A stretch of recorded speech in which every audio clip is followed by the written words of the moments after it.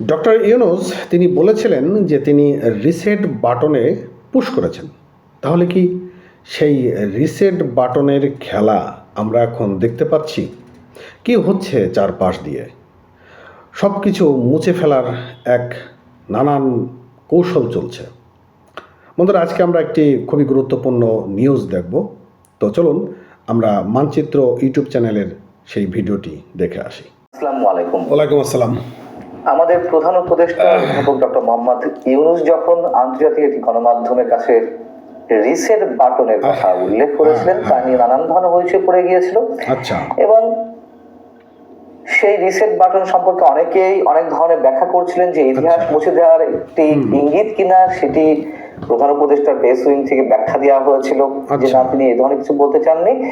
এবং তিনি নিজেও মুক্তিযুদ্ধের সংগঠক হিসেবে দেশের বাইরে প্রচারণা চালিয়েছেন, এটি প্রমাণ করার চেষ্টা করছিলেন যে তিনি মুক্তিযুদ্ধের সপক্ষের একজন মানুষ। আচ্ছা আচ্ছা আচ্ছা, হতেই পারে, কিন্তু আমরা বাস্তবে কি দেখছি? একের পর এক ইতিহাস মুছে দেওয়ার একটা অনবদ্য প্রচেষ্টা লক্ষ্য করা যাচ্ছে কিনা। রাইট। জয় বাংলা যে জাতীয় স্লোগান হিসেবে হাইকোর্টের একটি রায়ে বলা হয়েছিল, উল্লেখ করা হয়েছিল, সেই জয় বাংলা স্লোগানটি বাদ দেওয়ার জন্য হাইকোর্টে একটি আবেদন জমা পড়েছে এবং আমি নিশ্চিত যে সেই রায়টি খারিজ করে দেওয়া হবে বা বাতিল করা হবে। আচ্ছা।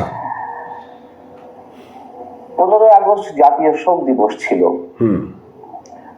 15 আগস্ট ছুটি বাতিল করা হয়েছে। সেটি সোমবার আমাদের প্রধান বিচারপতির নেতৃত্বাধীন একটি পূর্ণাঙ্গ বেঞ্চ এই ঘোষণা দিয়েছে, এই রায় দিয়েছে। আচ্ছা। 7ই মার্চ বিশেষ কোনো দিন নয়, জাতীয় দিবস নয়, এরকম একটি সিদ্ধান্ত সরকারের পক্ষ থেকে এর মধ্যে এসেছে। আচ্ছা, হ্যাঁ, আসছে। সংবিধানে এখনো পর্যন্ত বঙ্গবন্ধুর ছবি সংরক্ষণের যে নির্দেশনা দেয়া আছে, তার সত্ত্বেও আমরা উদ্ধত্ত দেখলাম মাহফুজ আলমের, সরকারের উপদেষ্টা পরিষদের অন্যতম সদস্য এবং যাকে মাস্টার মাইন্ড হিসেবে উল্লেখ করেছেন দেশে বিদেশে আমাদের প্রধান উপদেষ্টা, আচ্ছা, তিনি সেই ছবি নামিয়ে উদ্ধত্ত প্রকাশ করেছেন এবং এরপর থেকে বিভিন্ন মন্ত্রণালয়ে বা উপদেষ্টাদের কক্ষ থেকে ছবি সরানো হয়েছে, যার মধ্যে মোস্তফা সরোয়ার ফারুকী রয়েছেন। আচ্ছা। যিনি বঙ্গবন্ধুর জন্য মায়া কান্না করেছেন, এক সময় আওয়ামী লীগের জন্য মায়া কান্না করেছেন। এগুলো তো আমরা অবাক হই না। এবং ধর্ম নিরপেক্ষতা সংবিধানে থাকার কোনো প্রয়োজন নেই মুসলিম সংখ্যাগরিষ্ঠ দেশে, এমন আবেদন বা এমন বক্তব্য হাইকোর্টে উপস্থাপন করেছেন আগে আমাদের বর্তমান অ্যাটর্নি জেনারেল। এই সবকিছুকে বোধহয় আপনারা সম্ভবত বলবেন যে এগুলো আওয়ামী লীগ করে গেছে, আওয়ামী লীগের দোষ। অবশ্যই আমি আপনাদের সঙ্গে একমত। অবশ্যই যারা এই কথাগুলো বলবেন বা বলছেন, কথা হচ্ছে যে আইন করে কোনো ব্যক্তি বিশেষকে শ্রদ্ধা আসনে বসানো যায় না। আইন করে কোনো চেতনা নিজের বুকের মধ্যে লালন করা যায় না, ধারণ করা যায় না। এটা তো সত্য।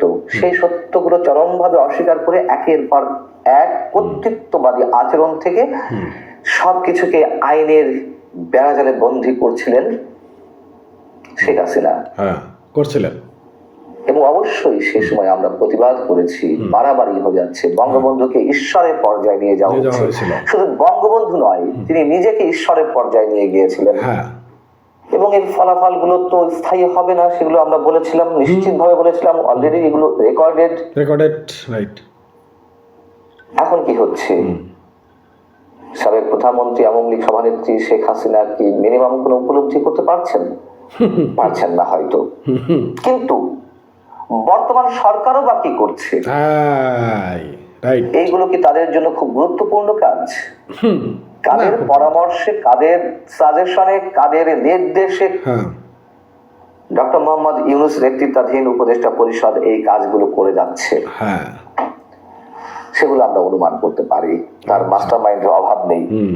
এই যে 15 আগস্টের ছুটি বাতিল করলো সুপ্রিম কোর্ট, প্রধান বিচারপতি নেতৃত্বাধীন বেঞ্চ, কোনো প্রয়োজন ছিল এখন এই মুহূর্তে করার? এটি রাজনৈতিক সরকার করতো।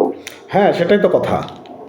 এখন কেউ যদি বলেন যে না, সেটি করতে এখনো পর্যন্ত 1.5-2 বছর সময় প্রয়োজন নির্বাচনের, কিন্তু 15 আগস্ট তো সামনে 2-4-5 দিনের মধ্যে নেই, অথবা মাস খানেকের মধ্যে নেই, এখনো তো প্রায় 9 মাস 10 মাস। কেন এখনই এটি প্রয়োজন ছিল? রাইট।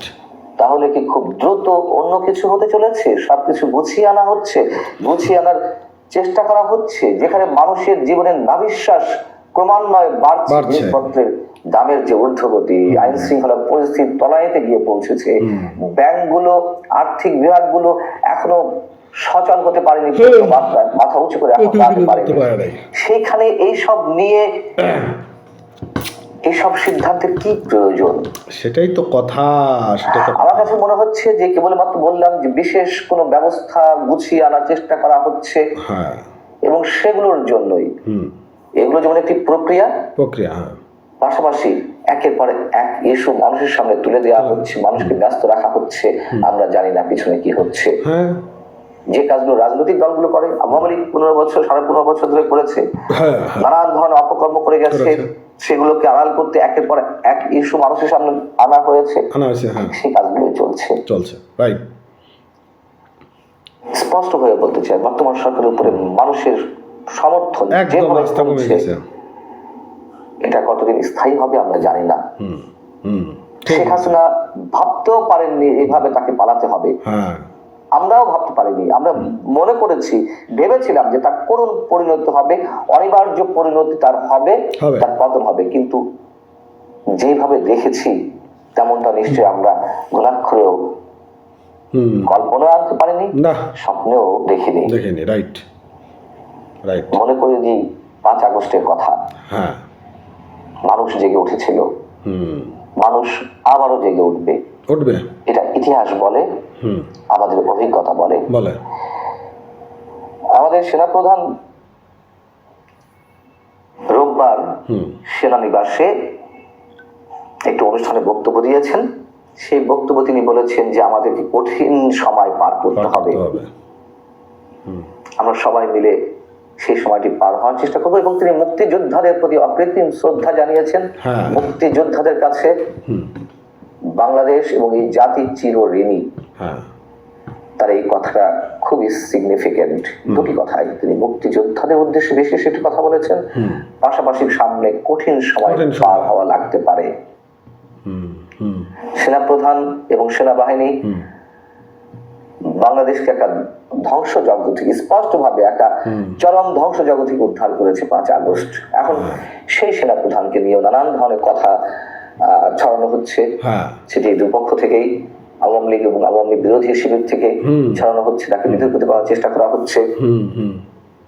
এখনো পর্যন্ত আমরা সেনাপ্রধানকে যতটুকু জানি, তিনি রাইট ট্র্যাকে আছেন। এটা সত্য। সামনের দিনগুলোতে কি হবে আমরা অনুমান করতে পারছি। আল্লাহ হাফেজ। তো বন্ধুরা, আপনারা এতক্ষণ পান্না ভাইয়ের যে কন্টেন্টটা দেখলেন, এই জিনিসটাতে আপনাদের কি উপলব্ধি হচ্ছে? আসলে কি সত্যি রিসেট বাটনের অ্যাকশন শুরু হয়ে গিয়েছে? রিসেট বাটনের যে খেলা, সেই খেলা কি শুরু হয়ে গিয়েছে? কি করতে যাচ্ছে এই অন্তর্বর্তীকালীন সরকার? কি হবে আগামী দিনে? সেটা কিন্তু একটা বড় দুশ্চিন্তার ব্যাপার হয়ে দাঁড়াচ্ছে। ধন্যবাদ।